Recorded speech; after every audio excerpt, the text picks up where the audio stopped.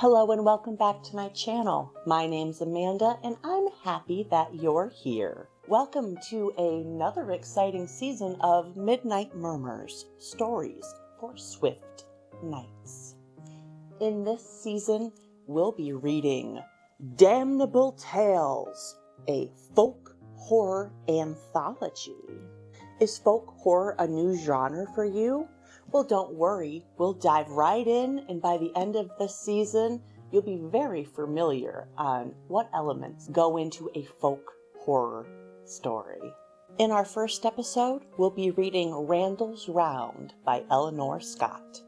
So if that sounds good to you, I invite you to grab a beverage, kick back, and let's get into it. Randalls Round by Eleanor Scott. First published in the collection Randalls Round, 1929. Oh boy, we're coming up on 100 years very quickly. Of course, I don't pretend to be aesthetic in all that, said Halen in that voice of half-contemptuous indifference that often marks the rivalry between science and art. But I must say that this folk song and dance business strikes me as pretty complete rot. I dare say there may be some arguments in favor of it for exercise and that, but I'm dashed if I can see why a chap needs leap about in fancy braces because he wants to train down his fat. He lit a cigarette disdainfully. All revivals are a bit artificial, I expect, said Mortlake in his quiet, pleasant voice. But it's not a question of exercise only in this case, you know. People who know say that it's the remains of a religious cult, sacrificial rites and that. There certainly are some very odd things done in out-of-the-way places. How'd you mean? Said Haling, unconvinced. You can't really think that there's any kind of heathen cult still practiced in this country? Well, said Mortlake, there's not much left now. More in Wales, I believe, and France than here. But I believe that if we could find a place where people had never lost the cult, we might run into some queer things. There are a few places like that, he went on. Places where they're said to perform their own rite occasionally. I mean, to look it up sometime, by the way, he added, suddenly sitting upright. Didn't you say you were going to a village called Randalls for the weekend? Yes, little place in the Cotswolds somewhere. Boney gave me an address. Going to work or for an easy? Not to work. Boney's afraid of my precious health. He thinks I'm overworking my delicate constitution. Well, if you'd the chance, I'd wish you'd take a look at the records in the old guild hall there and see if you can find any reference to folk customs. Randalls is believed to be one of the places where there is a genuine survival. They have a game, I think, or a dance, called Randalls Round. I'd very much like to know if there are any written records. Anything definite. Not if you're bored, you know, or don't want to. Just if you're at a loose end. Right, I will, said Haling, and there the talk ended. It is unusual for Oxford undergraduates to take a long weekend off in the Michaelmas term with the permission of the college authorities, but Haling, from whom his tutor expected great things, had certainly been reading too hard. The weather that autumn was unusually close and clammy, even for Oxford, and Haling was getting into such a state of nerves that he was delighted to take the chance of getting away from Oxford for the weekend. The weather, as he cycled out along the Woodstock Road, was moist and warm, but as the miles slipped by and the ground rose, he became aware of the softness of the air, the pleasant lines of the bare, sloping fields, the quiet of the low, rolling clouds. Already he felt calmer, more at ease. The lift of the ground became more definite, and the character of the country changed. It became more open, bleaker. It had something of the quality of moorland, and the little scattered stone houses had that air of being one with the earth that is the right of moorland houses.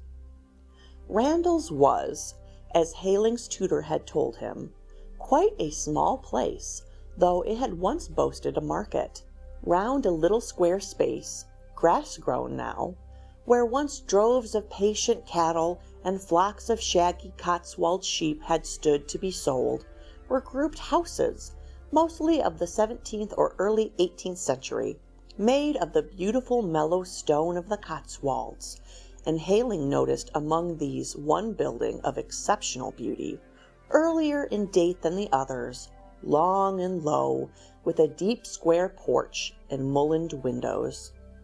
"That's the Guildhall Mortlake spoke of, I expect," he said to himself as he made his way to the Flaming Hand Inn, where his quarters were booked.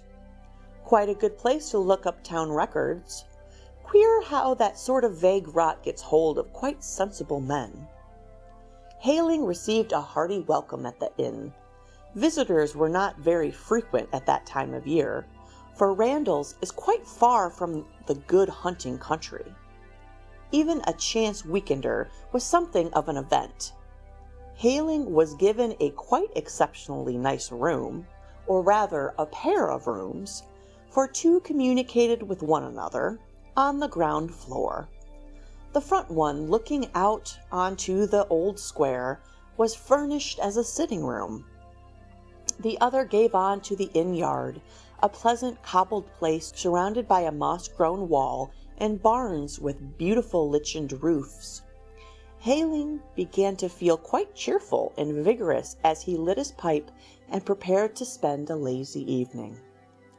As he was settling down in his chair with one of the inn's scanty supply of very dull novels, he was mildly surprised to hear children's voices chanting outside. He reflected that Guy Fawkes' Day was not due yet, and that in any case the tune they sang was not the formless huddle usually produced on that august occasion. This was a real melody, rather an odd plaintive air, ending with an abrupt drop that pleased his ear. Little as he knew folklore, and much as he despised it, Haling could not but recognize that this was a genuine folk air, and a very attractive one.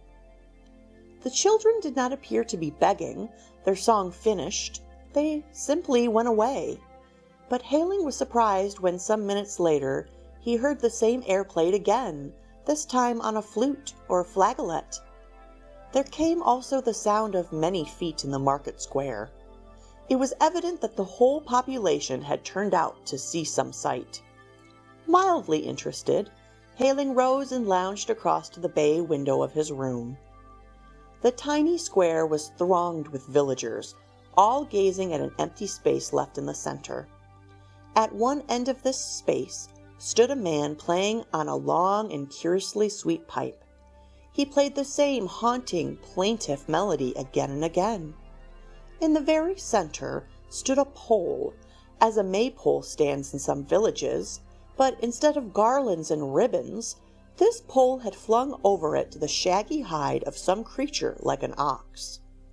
Haling could just see the blunt, heavy head with its short, thick horns. Then, without a word or a signal, men came out from among the watchers and began a curious dance.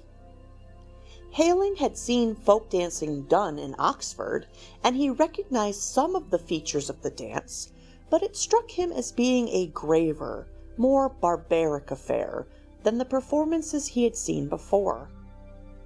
It was almost solemn. As he watched, the dancers began a figure that he recognized. They took hands in a ring, facing outwards. Then, with their hands lifted, they began to move slowly round, counterclockwise. Memory stirred faintly, and two things came drifting into Haling's mind. One, the sound of Mortlake's voice as the two men had stood watching a performance of the Headington Mummers. That's the back ring. That's supposed to be symbolic of death, a survival of a time where a dead victim lay in the middle and the dancers turned away from him. The other memory was a dimmer, for he could not remember who had told him that to move in a circle counterclockwise was unlucky. It might have been a Scot, though, for he remembered the word widdershins. These faint stirrings of memory were snapped off by a sudden movement in the dance going on outside. 2 new figures advanced, one a man whose head was covered by a mask made in the rough likeness of a bull, the other shrouded from head to foot in a white sheet, so that even the sex was indistinguishable. Without a sound, these 2 came into the space left into the center of the dance. The bull-headed man placed the second figure with its back to the pole where hung the hide. The dancers moved more and more slowly. Evidently, some crisis of the dance was coming. Suddenly, the bull-headed man jerked the pole so that the shaggy hide fell outspread on the shrouded figure standing before it. It gave a horrid impression, as if the creature hanging limp on the pole had suddenly come to life, and with one swift, terrible movement had engulfed and devoured the helpless victim standing passively before it. Hayling felt quite shocked, startled, as if he ought to do something. He even threw the window open, as though he meant to spring out and stop the horrid rite. Then he drew back, laughing a little at his own folly. The dance had come to an end. The bull-headed man had lifted the hide from the shrouded figure and thrown it carelessly over his shoulder. The flute player had stopped his melody, and the crowd was melting away. "What a queer performance," said Hayling to himself. "I see now what old Mortlake means. It does look like a survival of some sort. Where's that book of his?" He rummaged in his rucksack and produced a book that Mortlake had lent him, 1 volume of a very famous book on folklore. There were many accounts of village games and feasts, all traced in a sober and scholarly fashion to some barbaric, primitive rite.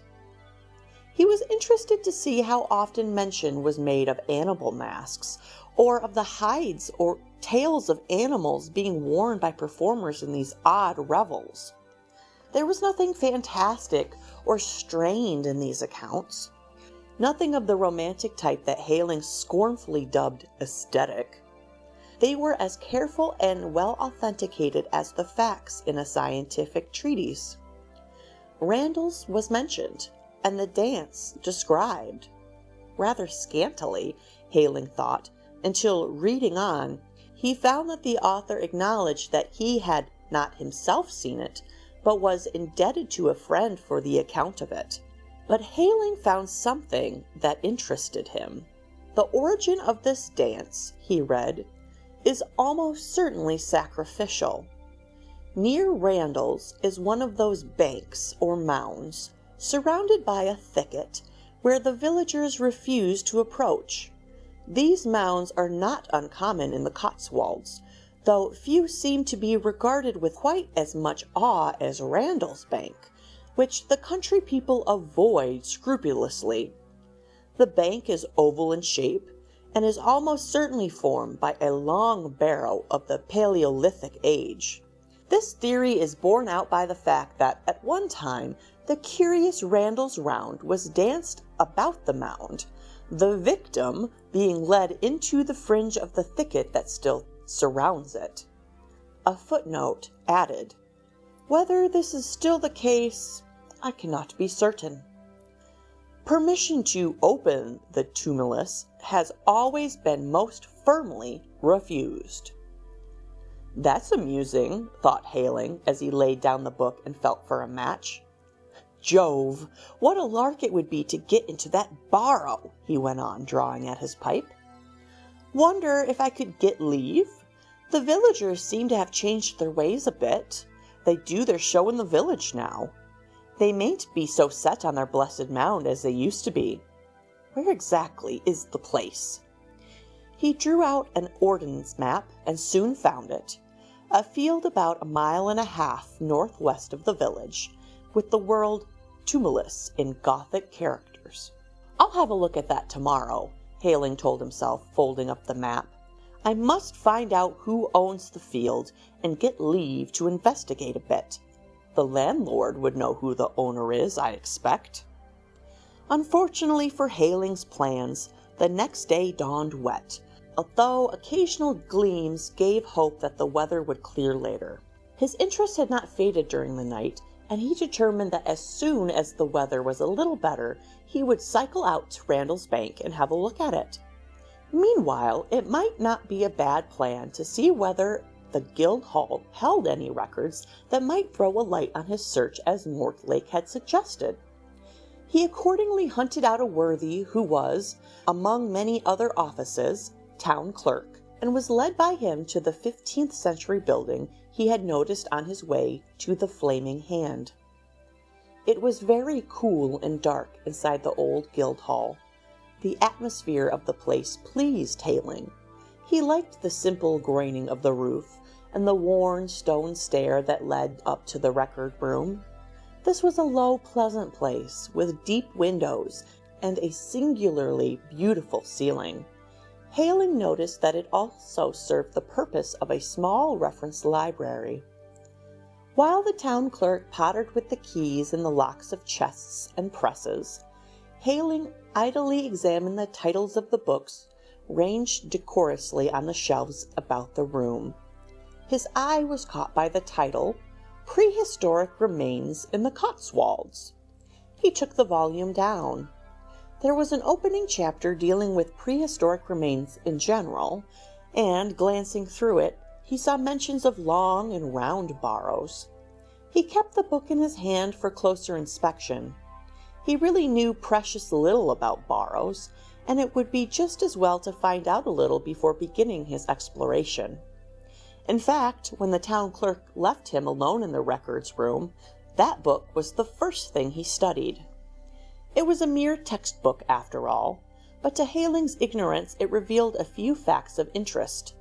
Long barrows, he gathered, were older than round and more uncommon, and were often objects of superstitious awe among the country folk of the district, who generally opposed any effort to explore them. But the whole chapter was very brief and skimpy, and Hayling had soon exhausted its interest. The town records, however, were more amusing, for he soon found references to his particular field. There was a lawsuit in the early 17th century which concerned it, and the interest to Hayling was redoubled by the vagueness of certain evidence. A certain Beale had brought charges of witchcraft against "divers persons of his town."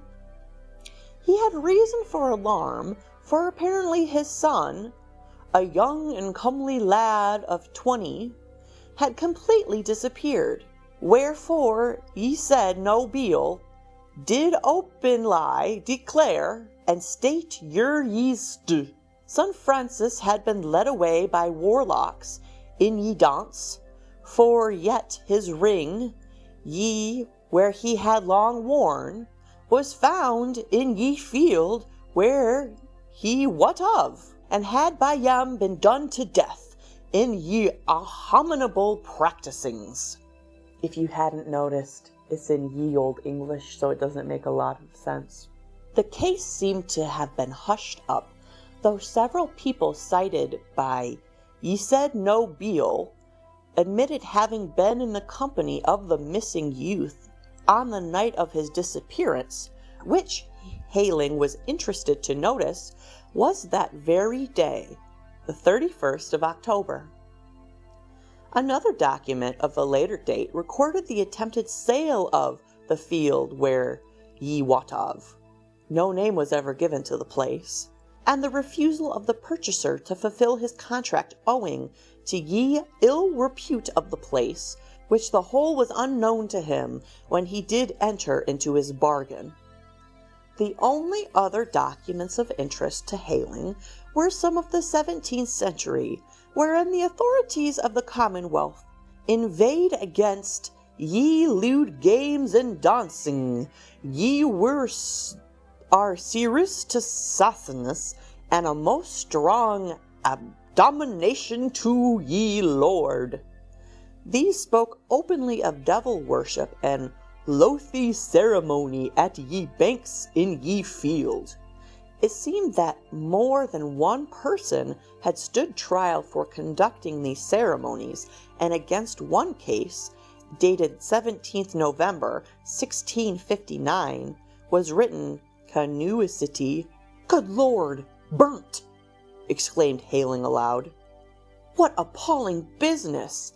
I suppose the poor beggars were only doing as much the same things as those chaps I saw yesterday."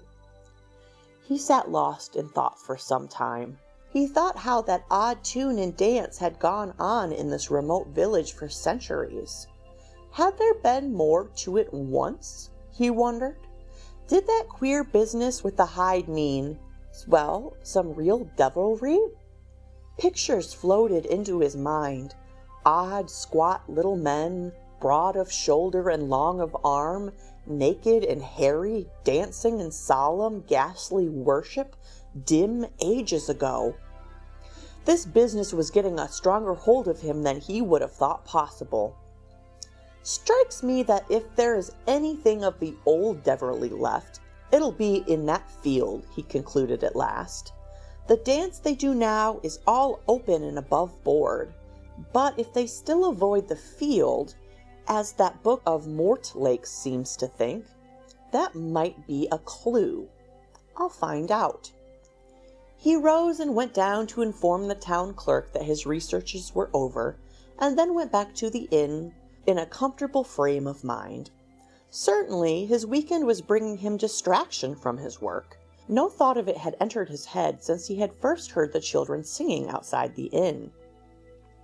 The landlord of the Flaming Hand was a solid man who gave the impression of honesty and sense.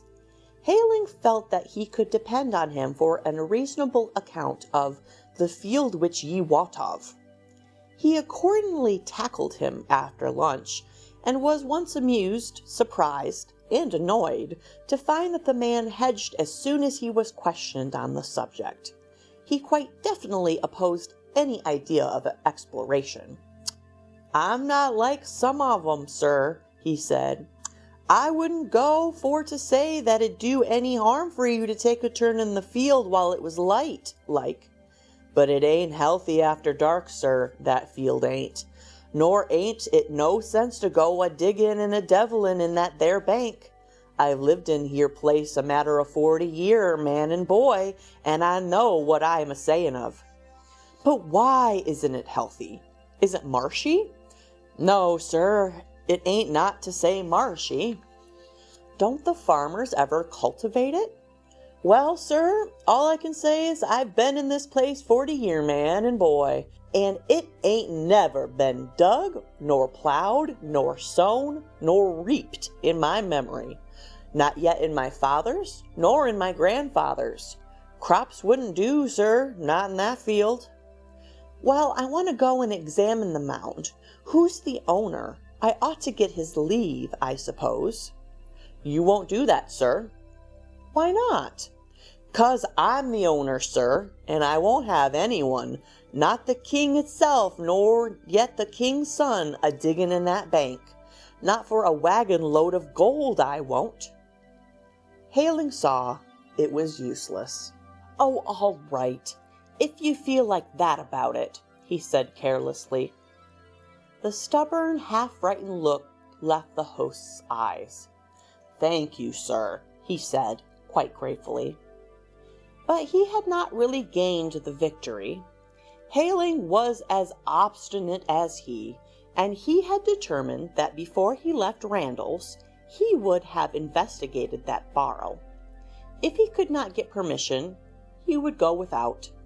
He decided that as soon as darkness fell, he would go out on the quiet and explore in earnest.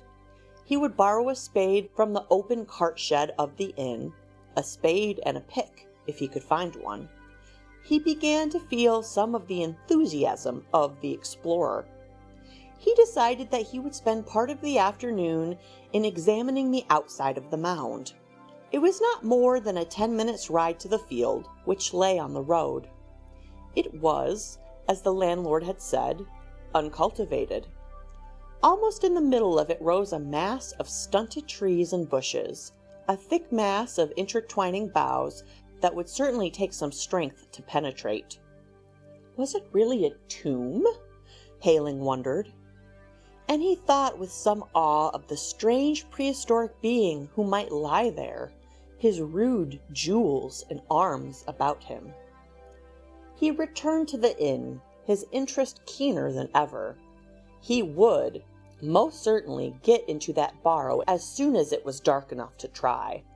He felt restless now, as one always does when one is looking forward with some excitement to an event a few hours distant. He fidgeted about the room, one eye constantly on his watch. He wanted to get to the field as soon as possible after dark, for his casual inspection of the afternoon had shown him that the task of pushing through the bushes, tangled and interwoven as they were, would be no light one. And then there was the opening of the tumulus to be done. That soil, untouched by spade or plow for centuries, to be broken by the pick until an entrance was forced into the chamber within. He ought to be off as soon as he could safely secure the tools he wanted to borrow, but fate was against him. There seemed to be a constant flow of visitors to the Flaming Hand that evening. Not ordinary laborers dropping in for a drink, but private visitors to the landlord, who went through his parlor behind the bar and left by the yard at the side of the inn. It really did seem like some silly mystery story, thought Haling impatiently.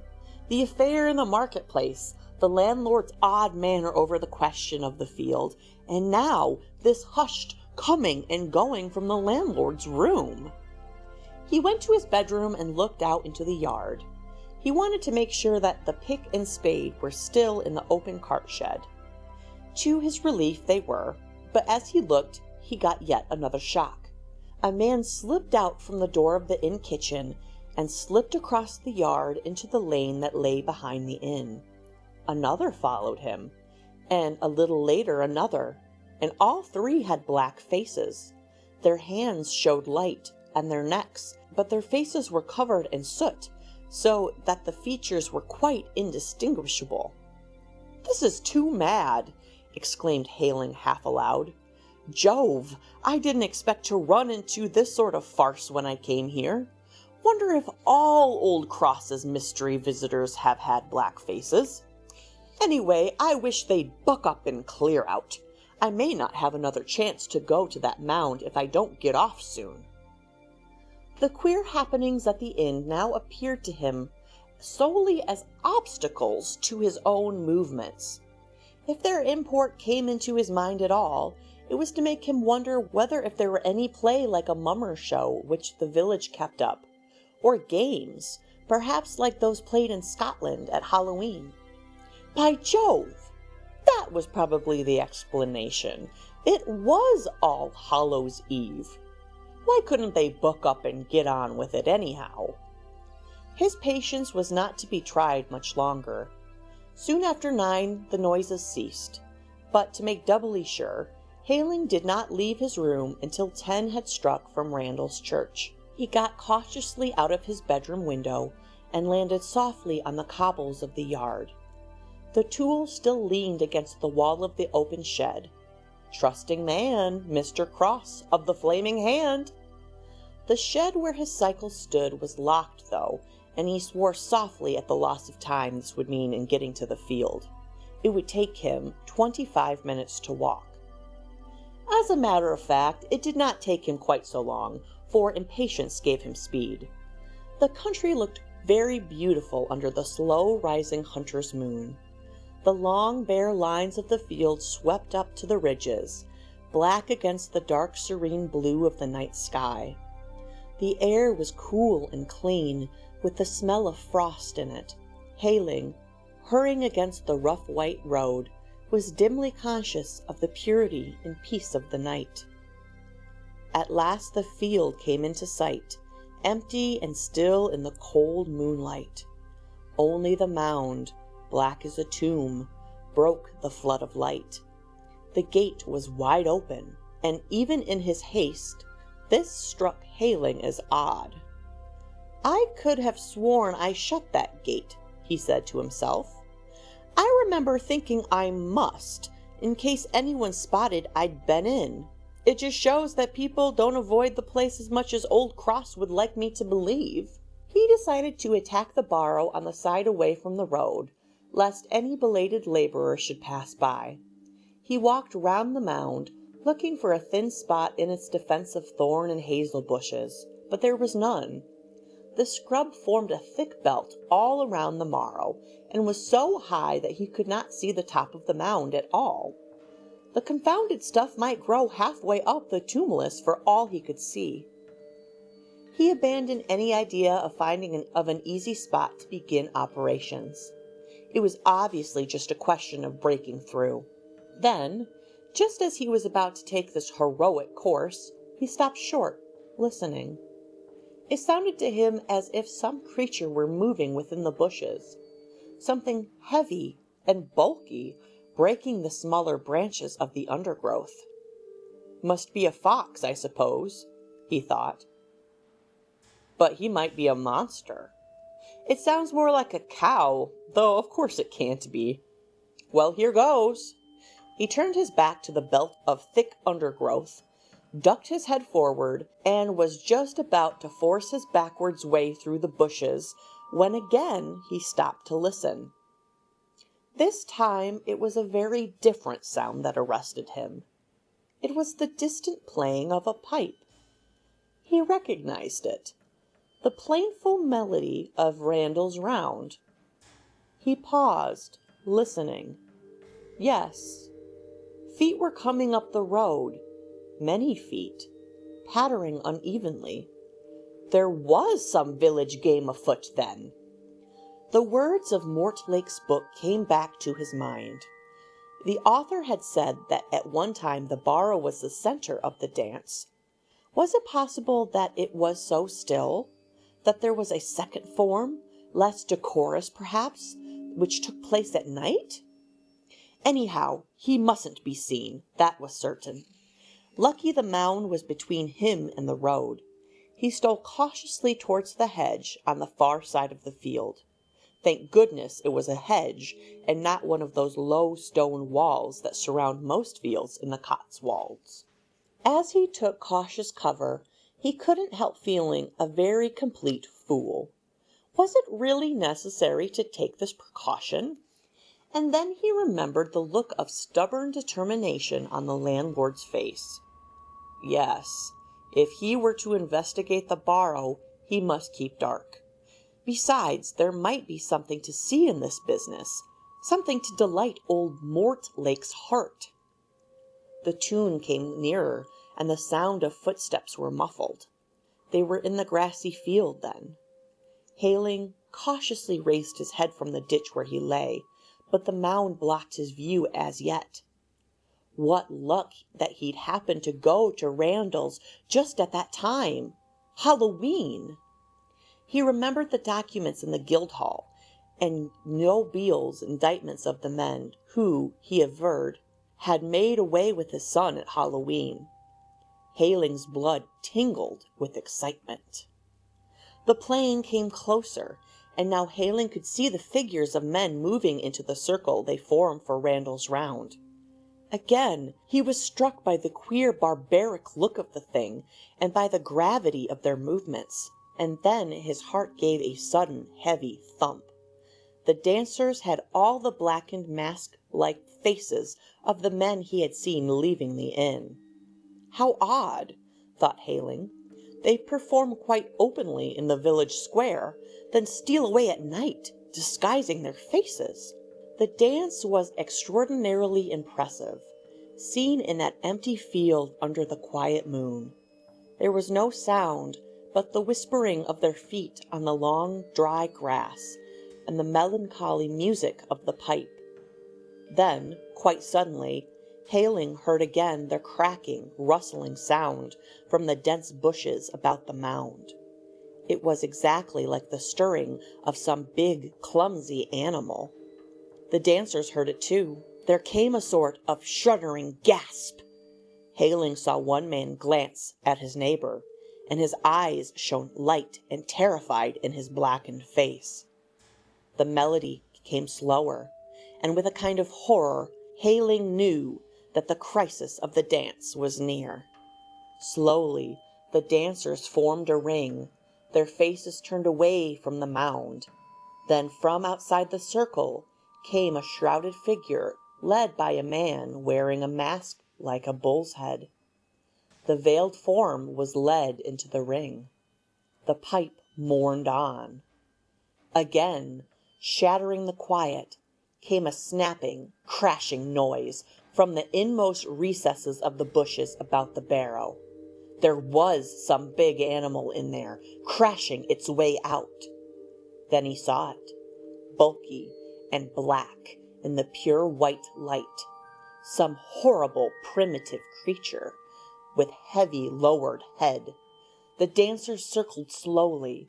The air of the flute grew faint. Haling felt cold and sick. This was loathsome, devilish. He buried his head in his arms and tried to drown the sound of that mourning melody. Sounds came through the muffling hands over his ears. A crunching, tearing sound. Then a horrible noise like an animal lapping.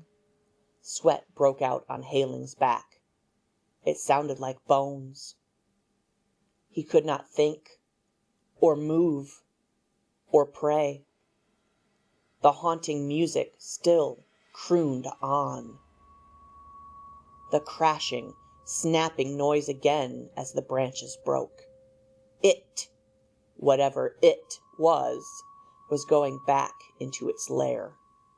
The tune grew fainter and fainter. Steps sounded again on the road, slow steps with no life in them. The horrible rite was over. Very cautiously, Haling got to his feet. His knees trembled, and his breath came short and rough. He felt sick with horror and with personal fear as he skirted the mound. His fascinated eyes saw a break in the hazels and thorns. Then they fell upon a dark mark on the ground, dark and wet, soaking into the dry grass. A white rag, dappled with dark stains, lay near. Haling could bear no more. He gave a strangled cry as he rushed, blindly stumbling, falling sometimes, out of the field and down the road. And that, dear listeners, is the end of Randalls Round. I think we have a perfect example of mind your business. This story definitely gave me a Midsommar vibe. Do you think his friend set him up to go investigate this ritual? Or was it just mere coincidence that he ended up in this town on the exact same night and day as All Hallows Eve for the ritual? What kind of horrible beast do you think came out of the barrow? I like that this story left it to our imaginations on how horrible we really think this beastly creature is. Do we think it's a demon? Or a monster? Or a dragon? Or the devil himself? I would love to hear your guesses down below in the comments. Well, dear listener, as you can see, we're definitely getting into folklore with these stories. I like that this story addresses the idea that a ritual or a concept is passed down so long through the generations that we forget why we were doing it in the first place. This village has not forgotten why they're doing this ritual, but it's interesting. It's another classic example of, oh, the world evolved and moved on, but here we are still honoring these rituals of the old world. It seemed very much pagan versus like Christianity. The story was an interesting example of how, paganism used to be all spread across England, and over time paganism drove out of the country, but yet some of these rituals still remain. I think that was a perfect story to kick us off this season. So what do you think, dear listener? Are you a fan so far of Damnable Tales? If you are, please give this video a like and subscribe for more videos coming this season on Midnight Murmurs. I hope you're having a wonderful summer, and I'll see you in the next video. Ciao.